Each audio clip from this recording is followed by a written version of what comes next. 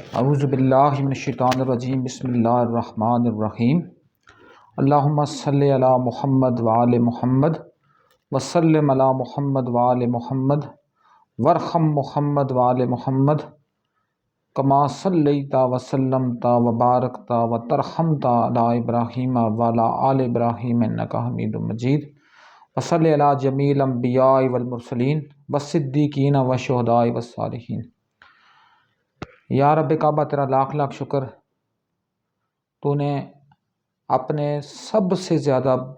برگزیدہ، سب سے محبوب ترین ہستی، اور اس ہستی کو جو خود جو انبیاء اکرام علیہ السلام کا بھی امام ہے، جو رسولوں کا بھی امام ہے، جو علیین کا بھی امام ہے، اس کی امت اور اس کی اولاد میں پیدا کرنے کا تو نے شرف بخشا۔ اور پھر ہم اپنی کوشش بھی کرتے ہیں اپنے تئیں، چونکہ میرا مالک، جس طرح ہم کہتے ہیں نا کہ ہم میں سے بہت لوگوں کو یہ پتہ ہے اپنا کہ جو سورہ علق کی آیات ہیں، پہلی 5 آیات، اقرأ باسم ربک الذی سے لے کر اقرأ باسم ربک الذی خلق الانسان ما علق، اقرأ وربک الاکرم الذی علم بالقلم علم الانسان ما لم یعلم تک، یہ پہلی وحی میں نازل ہوئی۔ اور اس کے بعد دوسری وحی جو نازل ہوئی میرے آقا صلی اللہ علیہ وآلہ وسلم پر، تو وہ سورہ قلم کی آیات ہیں۔ سورہ قلم میں اللہ پاک فرماتے ہیں بسم اللہ الرحمن الرحیم، نون والقلم وما یسطرون، قسم ہے قلم کی اور جو کچھ لکھتے ہیں۔ اب دیکھیں، اس سے اگر ان آیات کے اگر معنی اور مطالب میں اگر ہم بات کریں، ان آیات کے معنی مطالب کے زمرے میں اگر ہم پہنچیں، تو میں یہاں تک یہ بات کر سکتا ہوں ان آیات کے زمرے میں جا کر کے اپنا ہم میں کوئی بندہ بھی، پھر جس طرح آج کل یہ بکاؤ صافی بنے ہوئے نا، ہم میں سے کوئی بندہ بھی، even then not a single one person, کوئی ایک بندہ بھی ہم میں سے یہ غلطی نہیں کرے گا کہ وہ چیز لکھے گا جس چیز کے لکھنے کا وہ اہل نہیں ہے، کیونکہ اللہ پاک خالق کون و مکان، خالق کل عالمین جب قسم اٹھا رہا ہے، نون حروف مقطعات میں سے، قرآن کی 3 قسم کے آیات ہیں۔ ایک قرآن کی آیات مقطعات ہیں جن کا علم جو ہے وہ اللہ اور اللہ کے رسول، اور رسول کے بعد جو رسول کے خاص الخاص شاگردان تھے، جن میں سے مولا کائنات سر فہرست آ کر پھر آگے ہم جاتے ہیں، تو ان کے علاوہ کسی کو بھی ان کے مطالب کا پتہ نہیں ہے۔ ہر بندہ اپنی توجیہ تو پیش کرتا ہے، لیکن ان کے مطالب کا پتہ نہیں ہے۔ بلکہ مولانا ابوالکلام آزاد تو اتنی بڑی بات کہتے ہیں کہ اگر کہتے ہیں جی کہ اور وہ بھی اس کو حضرت امام علی علیہ السلام سے منسوب کر کے وہ بات کر رہے ہیں کہ اگر مولا فرماتے ہیں کہ اگر صرف الف لام میم کی تشریح لکھنے لگ جاؤں میں، تو اتنے ہو جائیں گے کہ جتنے 60 اونٹوں کے اوپر جتنی بوریاں لادی جاتی ہیں نا، اتنی بوریوں میں اگر ہم کاغذ ان بوریوں میں ڈالیں اور اتنے کاغذ کم ہو جائیں گے کہ اگر صرف الف لام میم کی تفسیر میں بندہ چلا جائے۔ اسی لیے تو نہیں کہا گیا، سرکار دو عالم صلی اللہ علیہ وسلم نے فرمایا کہ جو کوئی مسئلہ بھی پیش آئے گا قیامت تک، سرکار نے اپنے زمانے کی بات نہیں کی، سرکار نے فرمایا کہ قیامت تک جو مسئلہ بھی ہے اس تمام مسائل کا حل قرآن حکیم فرقان مجید میں موجود ہے۔ تو چونکہ ہم تو ابھی لرننگ لیول کے 6 درجے سے اوپر جا ہی نہیں سکتے، بڑی مشکل سے جو بہت بڑے افلاطون بن جاتے ہیں وہ 3 لیول تک پہنچتے ہیں، تو ہمارا چونکہ وہ اس طرح کی کیپیسٹی اور کیپیبلٹی ہماری نہیں ہے کہ ہم اس لیول تک پہنچیں اور اس لیول کے لوگوں کی بات کریں۔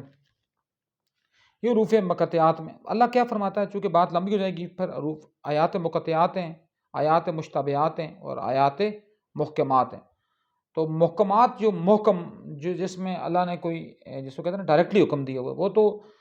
مفسر کی سمجھ میں بھی آ سکتا ہے، محدث کی سمجھ میں بھی آ سکتا ہے، لیکن جو مشتبہات ہیں اس کے اوپر بھی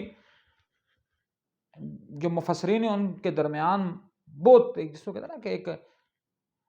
اٹ کوتھے دا ویر جس کو آخر نا اپنی زبان پنجابی وچ، تو اس میں اس ٹائپ کی بات ہے کہ وہاں بھی یہ ہے کہ اتنا زیادہ کنفلکٹ ہے کہ ایک دوسرے کے اوپر کفر کے فتوے لگانے تک آ جاتے ہیں۔ جس میں ایک سب سے مشہور و معروف آیت ہے سورہ مائدہ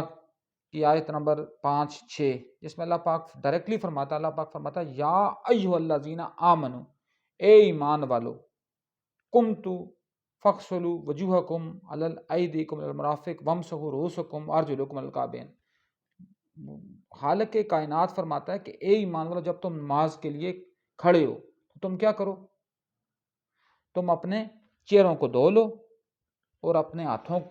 کو کونیوں تک، کیا ہے جی کہ فمسحوا رؤوسکم وارجلکم الی الکعبین، اور اپنے سر کا اور اپنے پاؤں کا مسح کرو۔ یہاں بھی پھر آگے حروف عطفات کی بات آ جاتی ہے جی کہ عطف لگا ہوا ہے، واو کے اوپر پیش ہے، ڈفرینٹ قسم کے ورژنز ہیں جن کے اوپر اس وقت بات کرنا، نہ تو میں اس وقت اتنی ڈیپ قسم کا میرے پاس ٹائم ہے اور نہ اتنا اس وقت میرا ٹاپک اس کی مجھے اجازت دے گا۔ میں صرف یہاں تک ہی رکھوں گا کہ اس آیت میں بھی، اس آیت سے جو پھر اخذ کیے گئے ڈفرینٹ مفسرین کرام نے، تو یہ اخذ کیا کہ اگر چوتھائی سر کا مسح کر لیں اور پاؤں کا مسح کر لیں تو آپ کا وضو پورا ہو جائے گا، اور صرف آپ نے کیا کرنا ہے، اپنا چہرہ دھونا ہے اور پھر اپنے ہاتھوں کو کنیوں سمیت دھونا ہے۔ تو چونکہ اس میں محکم تو ہے، وضو کرنا تو آ گیا، لیکن آگے طریقے کے اوپر پھر دوبارہ لوگوں میں اختلاف آ گیا۔ تو اب اس اختلاف کو، اس علمی اختلاف کو کون بندہ حل کر سکتا ہے، یا کس بندے کی مجال حل کرنے کی، اس کی جس کے پاس معرفت ہے۔ معرفت کے بغیر علم کچھ ہے ہی نہیں ہے۔ علم کے تو ویسے میں بہت دفعہ ایک بات کرتا ہوں، دیکھیں علم یہاں میں اب لکھتا ہوں، اگر آپ میں سے کسی کو نظر آ گیا یہ علم ہے، لکھا ہوا علم۔ علم کی بات کیا ہے جی کہ علم یہ کہتا ہے جی کہ اپنے آپ کو آئین کی طرح کھولو، لام کی بلندیوں کو چھوؤ اور پھر میم کی طرح جھک جاؤ۔ لیکن ہمارے یہاں بدقسمتی سے کیا ہوتا ہے، ہم جب کوئی تھوڑا بہت خدا نخواستہ کسی کے پاس علم آ جاتا ہے، میں خدا نخواستہ اس لیے کہہ رہا ہوں کہ وہ اپنے آپ کو مفوق الفطرت سمجھنے لگ جاتا ہے۔ وہ کہتا ہے بس میں نے یہ حاصل کر لیا، اب کسی کے یہ میری جاگیر ہے، اب اس میری جاگیر میں داخلہ کسی کا ممکن نہیں ہے۔ لیکن میرے آقا محمد مصطفیٰ نے تو ڈائریکٹلی فرمایا کہ علم مومن کی گمشدہ میراث ہے، جہاں سے ملے اس کو حاصل کر لے۔ اب چونکہ میں جا کسی اور ٹاپک پر آ تھا، چونکہ معرفت کی بات آئی، میں اسی پر رکتا ہوں، میں معرفت کی بات کر کے، چونکہ معرفت کے بغیر جو انسانیت ہے وہ ہے ہی نہیں ہے۔ معرفت کے بغیر زندگی آپ کی صرف آدمیت ہے، اور معرفت آپ کو ملے گی کہاں سے؟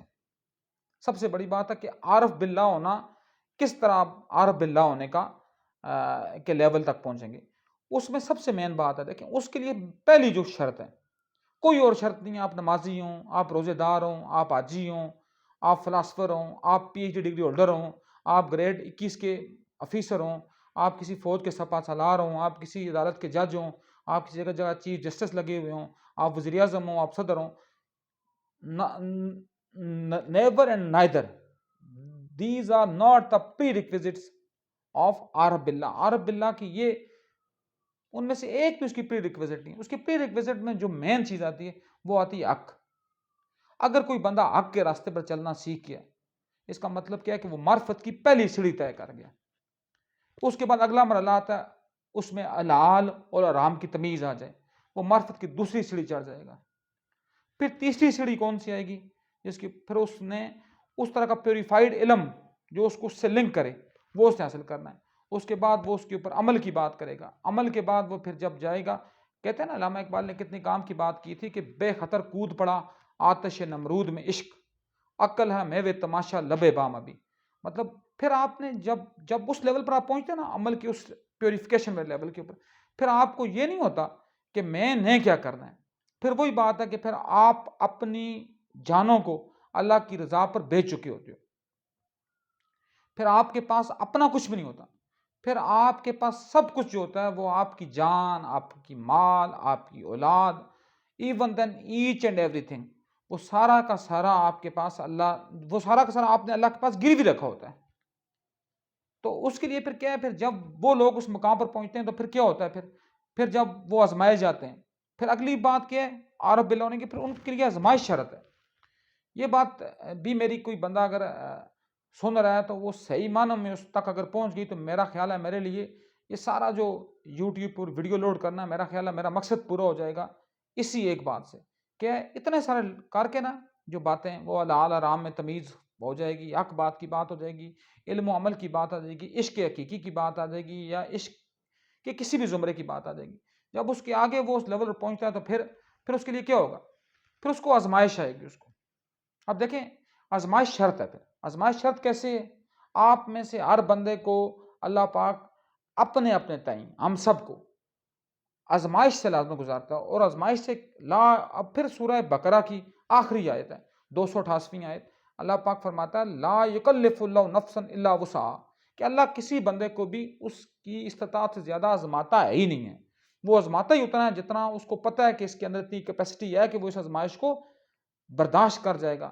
یہ اس کے اندر ابزارپشن لیول ہو کر وہ ہوتا ہے۔ اور جب وہ آتا ہے نا، آزمائش آتی ہے تو دیکھ لیں آزمائشیں، آزمائش بھی ہر بندے پر اس کے لیول کی آتی ہے۔ میں نے قرآن کی آیت پڑھی ہے نا، سورہ بقرہ کی 288 جو 286 معذرت کے ساتھ 286 آخری آیت جو سورہ بقرہ کی ہے، اس میں اللہ پاک کیا کہتے ہیں، جو ایک مشہور و معروف دعا بھی ہے، لا یکلف اللہ نفسا الا وسعها، کہ کسی بندے کو بھی اللہ پاک اس کی استطاعت سے زیادہ اس کو نہ اس کے اوپر وہ کوئی چیز اتارتا ہے، نہ اس کو آزمائش میں ڈالتا ہے اور نہ اس کو آزماتا ہے۔ اب اس کے بعد کیا ہوتا ہے پھر آزمائش کے لیول اپنے آزمائش کے لیول سن لیں جی۔ جناب شاہ شمس تبریز جو مولانا روم کے استاد ہیں، ان کو کیا آزمائش آئی؟ ان کی زندہ کھال کھنچوائی گئی، زندہ کھال، ان کے لیول کی آزمائش تھی، وہ سرخرو ہوئے۔ اور آج بھی اگر آپ ملتان میں جائیں تو میں آپ کو اس کا چشمدید گواہ ہوں، مطلب یہ نہیں ہے کہ میں نے کسی سے سنا ہوا ہے، چشمدید گواہ ہوں کہ آپ کو میں نے 2 دربار دیکھے ہیں ایسے برصغیر جہاں تک میں گیا ہوں، جن پر آپ کو ہیبت اور آپ کو جس کو کہتے ہیں نا کہ ایک آپ لرز جاتے ہیں اندر تک، اتنا وہاں جلال ہے۔ وہ ایک جناب شاہ شمس تبریز کا مزار ہے، اور ایک قصور میں جناب سید عبداللہ شاہ گیلانی المعروف بابا بلے شاہ، بلے شاہ کا تو آپ نے نام بہت دفعہ سنا ہوگا، بابا بلے شاہ اگر بندہ اندر تک کام چاہتا ہے، کیونکہ وہ آزمائشوں سے گزارے گئے، اور بابا بلے شاہ تو آزمائش جو گزارے، انہوں نے کیا کہا، چل بلیا چل اتھے جتھے سانو نہ کوئی مننے، مطلب وہ اتنے وہ کہتے ہیں کہ بلیا ہم وہاں پہنچیں جہاں ہمیں کوئی بھی نہ مانے، نہ ہمیں کوئی جانے، نہ ہمیں کوئی پہچانے، نہ ہمیں کوئی منے۔ تو آزمائش، اب یہ آزمائش کے درجے تھے۔ پھر سرمد، جناب سرمد، ان کی آزمائش کیا آئی جی کہ ان کو یہ اورنگزیب عالمگیر ایک منحوس کردار ہے مسلمانوں کا، بعض لوگ تو اس کو پتہ نہیں اللہ کا ولی اور کہاں سے کہاں پہنچاتے ہیں، لیکن اس کے دور میں جناب سرمد کی گردن کاٹی گئی، اور جب گردن کاٹی گئی تو زبان نے پکارا لا الہ الا اللہ، اور دڑ سے آواز آئی محمد رسول اللہ، تو لوگ حیران و پریشان ہو گئے۔ پھر منصور الحاج ایک بہت بڑا، وہ تو آپ میرا خیال ہے جو لوگ معرفت کی فیلڈ میں کچھ نہ کچھ رکھتے ہیں، مطلب مقام نہ رکھیں بے شک، وہ کچھ پڑھنا چاہتے ہیں، انہوں نے جناب منصور الحاج کا لازماً پڑھا ہوگا۔ منصور الحاج کیا کہتا تھا؟ اس نے نعرہ لگایا تھا انا الحق، میں حق ہوں۔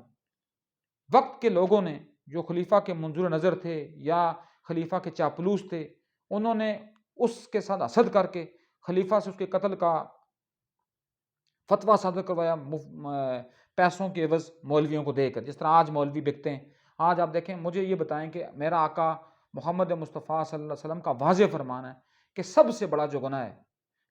وہ کیا ہے؟ سود، اور سود کے 70 گناہ ہیں۔ سب سے کم گناہ کیا ہے؟ کعبہ شریف کے اندر جا کر آپ، یہ اللہ کا رسول فرما رہا ہے، میں نہیں کہتا، کعبہ شریف کے اندر جا کر آپ